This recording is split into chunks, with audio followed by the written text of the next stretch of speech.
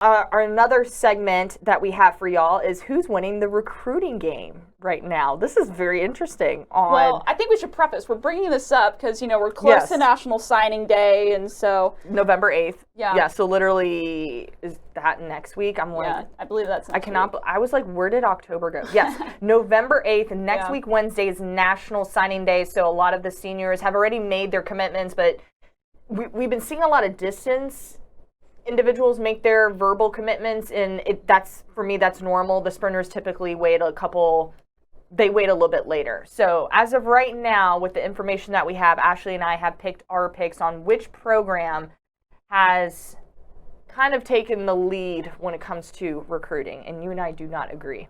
No, we don't.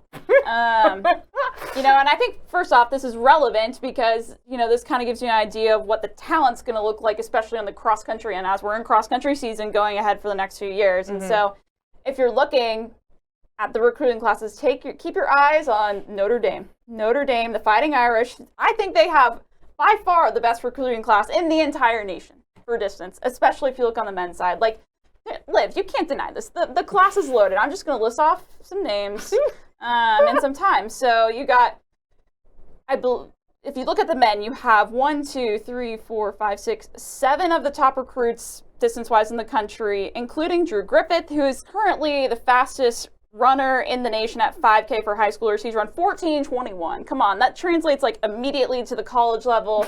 Then you have Ryan Pajak he's number 9 currently in the country for 5K, 14:40. Colin Whitaker, number 12, 14:42. And then Jason Parra, number 7 for the 3 mile at 14:04. There's no other school that's getting as much talent right now. I can say that. They're going to be loaded when you have that many freshmen. And then even on the women's side, too, you have a bunch of athletes that have gone 17 minutes or below for 5K, which is pretty elite. So no more explanation needed. Okay. That's Ashley's take right here. How can you disagree with that?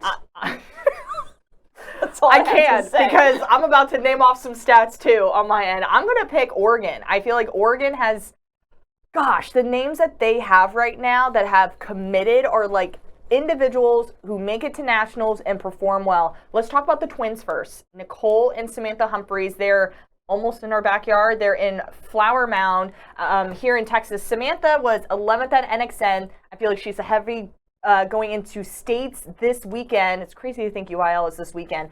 And then she has PRs of 2:07 in the 800, 4:41 in the mile, 10:12 in the 32, and she's also running cross country, as we know. Her twin, Nicole, was 13th at NXN last year. Double back was 21st at Champ Sports in 2022. She won states. They pretty much were tied going across the finish line, and she has personal best of 2:06, 4:47 in the mile, 10:11 in the 32. She's been kind of battling some injuries this fall, but I'm without a doubt sure that she's going to come out stronger and faster as we move into the spring season. But another individual, this is new. This, I think, is like 24 hours new. Allie Eins here from Normal Community College out in Illinois. She also has a New Balance national deal as well. She's a 6-time Illinois state champion.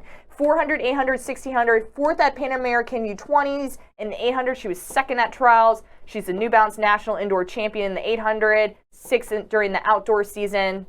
Ashley's quiet over here. Why am I quiet?